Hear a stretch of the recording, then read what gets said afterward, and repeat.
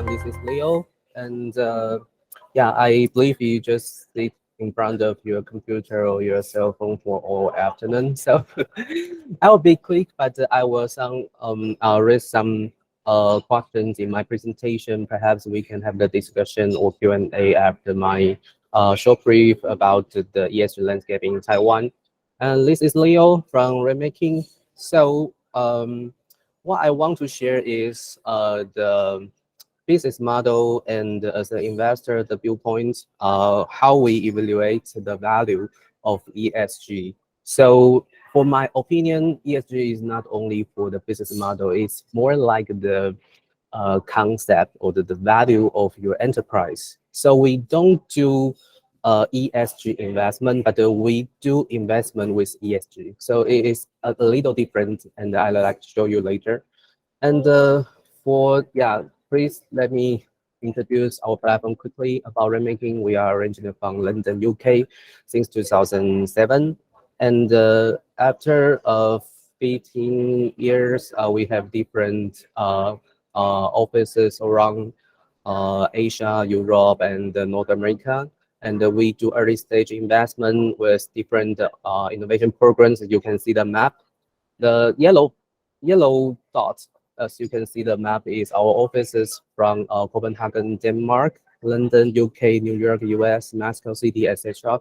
And we also do the startup bootcamp. We call the innovation programs. In the blue dot, you can see it's much more than our offices. So the business model of RAINMAKING is to do the early stage investment. We have two funds in London, and the latest found in Asia is based in Singapore by the LP of Singapore government. And we also do the co-working space in the Europe cities. And the startup bootcamp is our innovation program. So you can see the map in the previous page on the blue dots. And we also do the consultation for the enterprises. So the ESG is one of the components issue for our services. And we also do the project investment. We call the venture building. So that is, if you have the project, you have to collaborate with the resource for the, for example, the specific sector of the enterprise, but the enterprise don't have the enough budget, but they think it's a good idea and they get some business engagement with you. We can do the investment by project, not to take the equity, but we also take the return by the project. So we call it a venture building. And this is my background. So in RAINMAKING, we help the startups to grow with the enterprises. So we have different consulting services from the different industries, including healthcare, tech, etc. And as Lynn mentioned, I have a business trip in Japan now, so I have some experiences to help startups to collaborate with Japanese conglomerates or enterprise for learning successful cases. And we also have the out or the genesis of different company, but this is what we are doing in Singapore. It's a better account. So we also have the portfolios in the area of the ESG, and the performance are quite good to unicorns in Indonesia and the US. And before I joined RAINMAKING the Genesis, I get my PhD degree in Taiwan University based in China. So my major is technology policy and how to research how to collaborate the talents from the startups with the public sectors or the enterprises to make some innovation actions or projects is my topic of my research. So for me, ESG issue, I take the discussion or do some engagement with enterprises since my student period, and then I help the startups to do some, for example, fundraising or to find the issue to collaborate with the enterprise or CVC. So the mutual value between the startups and the enterprise are quite important, not for profit, but also for their concept or the mission, I think it's quite useful for the entrepreneurs. And this is the mission, but also the methodology of making. As you can see, if you are the startups, you may have the shortage of, for example, the branding and the influences, but the corporates provide their own domain know-how and the infrastructure globally, and they have uh, uh, distributors or the channels around the world. So RAINMAKING now is always helping the startups to find the component between the startups. For example, you have the new technology with new business model, and then you can find the suppliers and the buyers. And now the corporates may set up their own venture capital or their innovation sector to seek the new technology. So let's say your opportunity, including ESG area. So between the corporates and the startups, there are a lot of issues they can work with each other. So this is what I want to share today. For example, what I told about the startups fundraising or the strategy to talk with the enterprise, how to employ the issue of ESG to touch with them or to find the mutual goals with them. I think it's quite important if you have the strategy to find the CDC in your journey of startups. And then the casting point, I think it's quite interesting in Taiwan because there's the issue from our talent pool, they say the AI or cloud computing or data talents are rare in the global environment, but in Taiwan, we have plenty of the talents there. So digital transformation, even now in Tokyo, Japan, it's still a hard issue for the industries. So I think the cases will be very interesting for you to know more about the landscape of ESG in Taiwan. And I will also share the viewpoint from the investors for the actually, it's the information is from one of my friends, and then like do the investment of ESG. So I will share the information with you, and the future, what kind of information you can take away today, or to find the right person in Taiwan. There is some tips for you. So this is what I want to share today for you. Okay, so yeah, this is a quite simple glance of ESG because yeah, I want to explain ESG is not only for the enterprise, but also for the people, for the secondary markets. For example, the listed companies, the stock market. So there's a 1/3 asset under management in markets is related with the ESG topic globally. So with this trend, you can see Taiwan, our people, yeah, who buy the stocks from also the stock company not so good. ESG is always the hot issue in Taiwan. So for the secondary market, our people, our investors are always focusing on the issue of ESG with new financial product like ETF or mutual fund and so on. So not only for the side of the investment, you can see the regulation and the policies from different countries, like EU, and they review the FDR regulations, then corporate responsibility actions, and so on. And the US, even in China, and then Singapore. So Taiwan, since 2015, we have a movement from the CSR, we call the corporate social responsibility from the financial system of Taiwan, and then they push the listed company, especially Taiwan, for the economy structure of Taiwan. We do a lot of ODM, and OEM is a manufacturing industry. So we have a lot of factories and the planes in the island. So the CSR now is discussed for the environment protection, and then we turn the issue into sustainability to reach the standard of the international regulation, and to talk with the expertise globally. So we have the GRI today, and we follow the Taiwan companies now have to follow the supported by the government or pushed by the financial system. So this is the glance of the ESG issue in Taiwan, and then how the startups to find the opportunities to talk with the enterprises or to find the investors in Taiwan. I think it's quite important because when we talk about ESG, we can separate the three mentions of the issues. E means the environment. So for S is meaning society, and the G for the governance. So that's the different dimension of the issue. So I want to talk with them by three cases. The first case is about the environment protection and the energy management. So as you can see, there are at least three major challenges in energy sectors for environment protection. So the first of all, how to get the data from each step of the energy production. So what kind of data is important, or how to get the data economically, or how many data should I take, and how to use the data.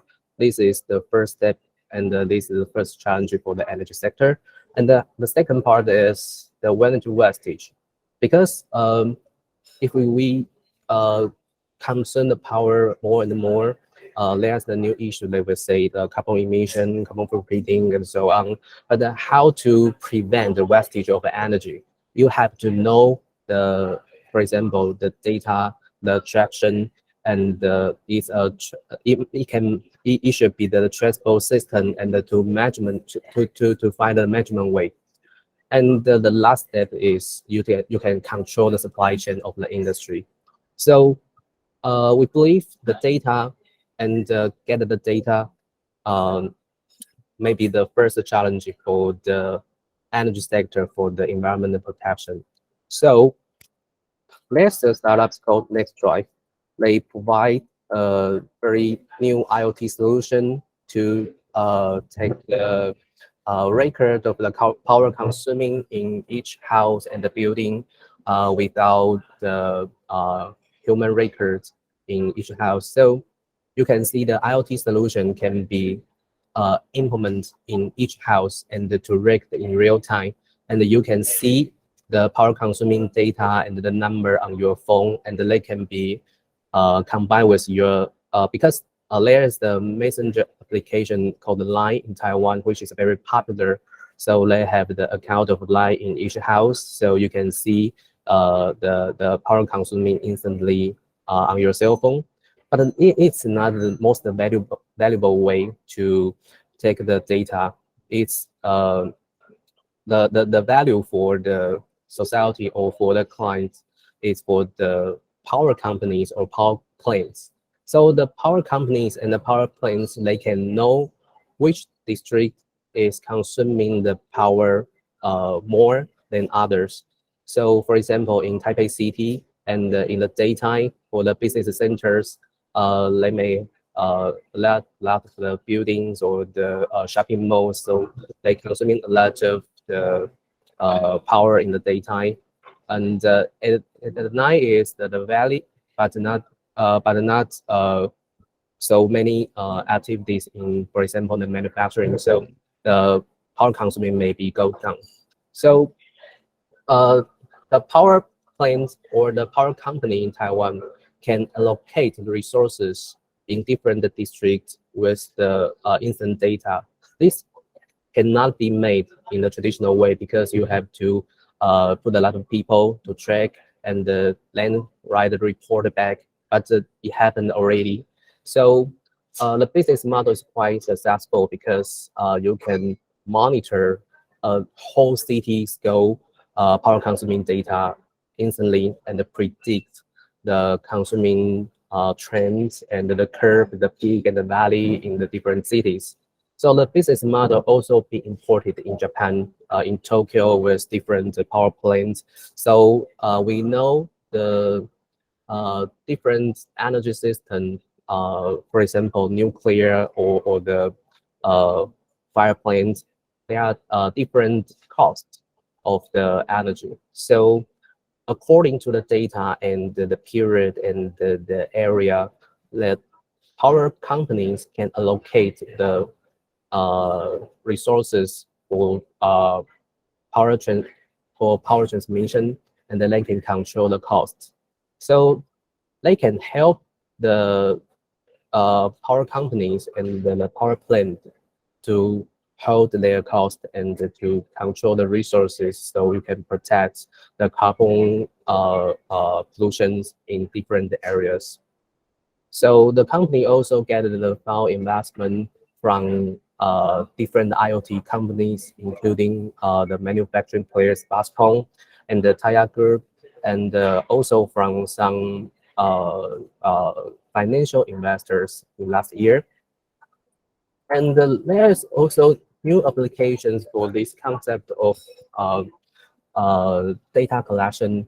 For the logistic industry, they can also predict or also to monitor the delivery rate, because if you want to order something, but you always hope the postman and the deliverer to find you when you are in your house. But sometimes you are in, for example, your office, and you are not in your house, so the delivery rate will be decreased. So they can collect with the data of power consuming in each house. So the logistic company can find you if you are in your house. So it's a very popular service in Japan, because you can save the cost of the gas of the car, and to save the time, so also save the money. So as you can see, we don't just focus on how to save the energy or how to protect the environment. We also take care of the financial report of each business model. So the business model originally, they want to control or want to find the data and the trace of the energy consuming.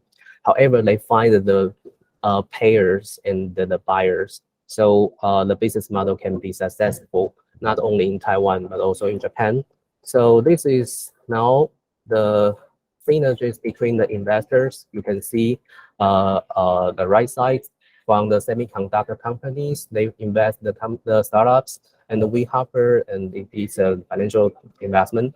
And global clients like power plant in Japan and the university, they provide different data research and predict the power consuming trends in different cities of Japan.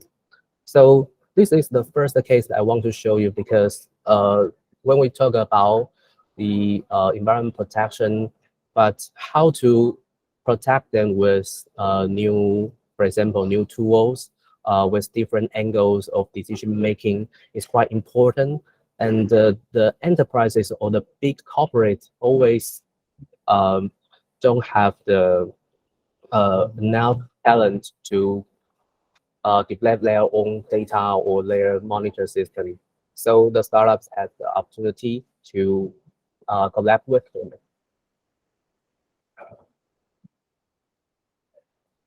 And then the second issue is about the society. So we want to share the cases because the long-term care and the we so-called aging society is very serious issue in different countries, not only in Asia, but I think in Europe, like Germany, UK, and France.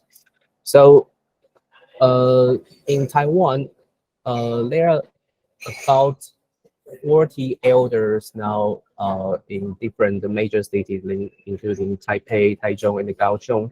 And there are also three challenges that we have to face for the long-term care industry.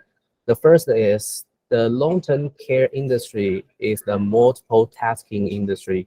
You have to face, for example, the workforce, but also the healthcare system.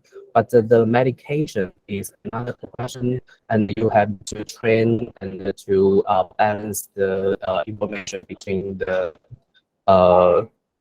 players.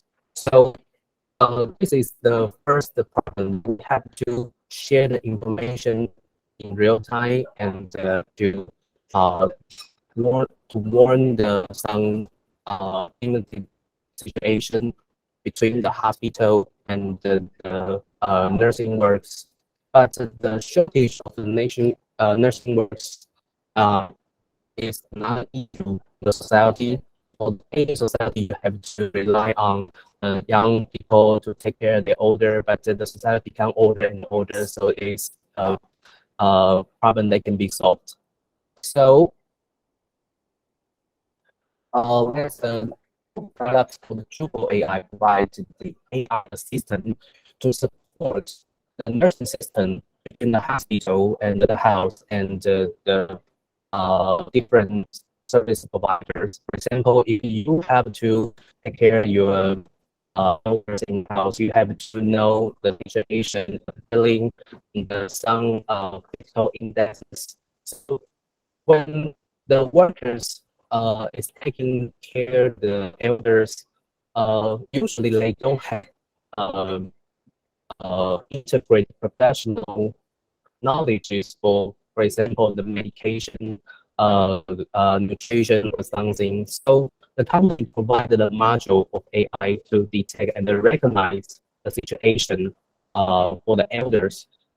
So the hospital in Taiwan now is also buying the new equipment. For example, they also want to do some digital transformation to connect with the ambulances and the elder care systems. So when they need the emergency situation, they can send the elders to the hospital immediately.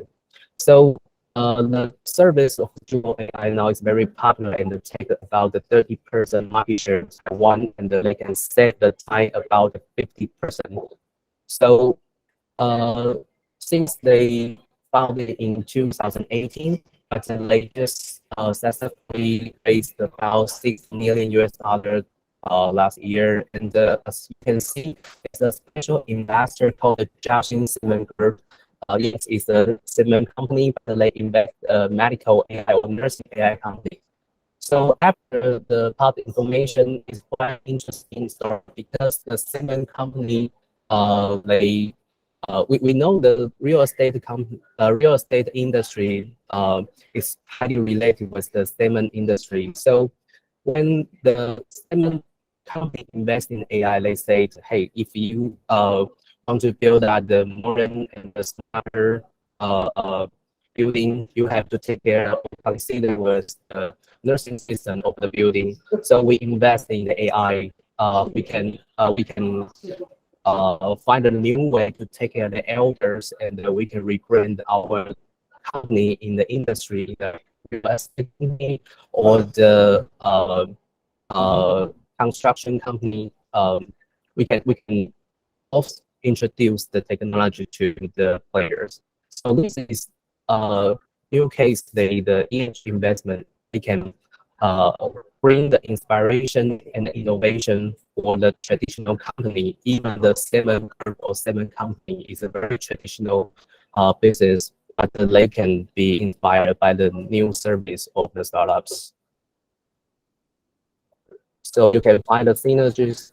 So the CHC, the Jiaxing Cement Group, they can connect with the, for example, China Municipal City Government, and the government, they can consider with the new equipment when they build out the social housing, and they can collaborate with, for example, Wistron is a very famous OEM and ODM company in Taiwan. They can collaborate with the resource of the telemedicine services and the telecommunication company in Taiwan, so they can build other new cities and with the AI. So this is the social impact with the economy profit. The case is quite important for the ecosystem in Taiwan now. And this is another interesting story that I want to share with you is about the issue of ESG, environment safety and health management. Because when we talk about governance, perhaps we will say the listed company or the big company that have built out their own financial regulation, something more transparent. However, how to connect with the financial benefits with the social impact and even the environment protection is a very new idea. So there's a startup called wishing software. I will show you, but the challenge is now is how to keep the international and the domestic regulation of ESG. And the factories, especially in Taiwan, they have to do the inspection, and the inspection always is done manually. So it's a high human cost and easy to make mistake. So we start wishing soft provide something like the software with the cloud service. They can do matchmaking with different regulations in the same group. So when you do some auditors, you have to check the financial report, and you have to check how much you effort in the ESG system. They can collect with the data and their own records in your daily operation records and trace the different results. So the companies like, for example, some semiconductor companies or some chemical engineer companies, they have different procedure of, for example, risk assessment and the chemical management. They have to rely on different expertise in different countries. So now they use only 1% system to make a compliance and also make sure the financial reports is normally operated. So the startups find the balance between the financial profit and the social impact and the environment protection for the buyers, and then they can manage their, for example, the factories and plants very efficiently. So the synergy you can see, they are different clients from the famous chemical company like DuPont, BASF, but also for the manufacturing company in Taiwan like Advantech, AUO, and etc. So they get the investment from the financial investors and also the social impact accounts we call the bigger impact investments. So when we talk about the startups, we also have to take care of the ideas and the consideration of the investors. So when we go through the three cases, we also want to share the cases for the viewpoint of the investors. So the cases from the mega holdings, they have the CVC of the ESG area.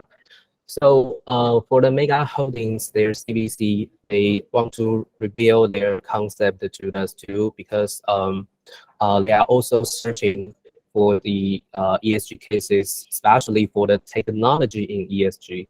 So actually, as you can see, they have invested a lot of, I think, portfolios not only for startups but also for the enterprises. So especially like green tech, circular economy now is a high issue for the CBC of mega holdings. So after my presentation, if you have the idea what to raise out in Taiwan, especially for the ESG area, I think I can recommend mega holdings, their CBCs to you. And actually, we have more players ESG in Taiwan. For example, the startups, Package Plus and Free Greens, all of them, they have the unique business model to help the decision maker and to help the, for example, the enterprise to find a new way to protect the environment, to improve the equity, to improve to balance the financial returns and the social impact. And also another investors like KC Financial Holdings and Canopy, they also do the investment for the social impact for the SDGs area. And this is the value for ESG in Taiwan. As you can see, the synergy in the stars and the investor, we can see different viewpoints, but we can find the mutual goals. For example, how to use the data and the AI to drive the decision making, as we said, that is something like the digital transformation is very popular both in Taiwan and now in Japan. And applying the domestic business model to overseas is also the mutual goals for the enterprise and the startups, because we think ESG is not just the business model, it is also the concept of value between the enterprises. So if you find out for example, the demand for your own, we say vertical domain, perhaps you can also find a potential buyer in another country. Yeah, perhaps. And now in Taiwan, as you can see, my cases, there's not only for the financial investors, but also CVC, corporate venture capital, to seek the ESG process or the ideas to invest, because they also want to be inspired by their main business, or they have to how can I say, reform their current manufacturing procedure, perhaps. So this is the mutual goals that I see and share to you. So last, I believe ESG investing now is going stronger and stronger in Taiwan, but not only Taiwan, but globally. Okay, thank you very much. And I want to keep some time for the discussion or Q&A. Thank you.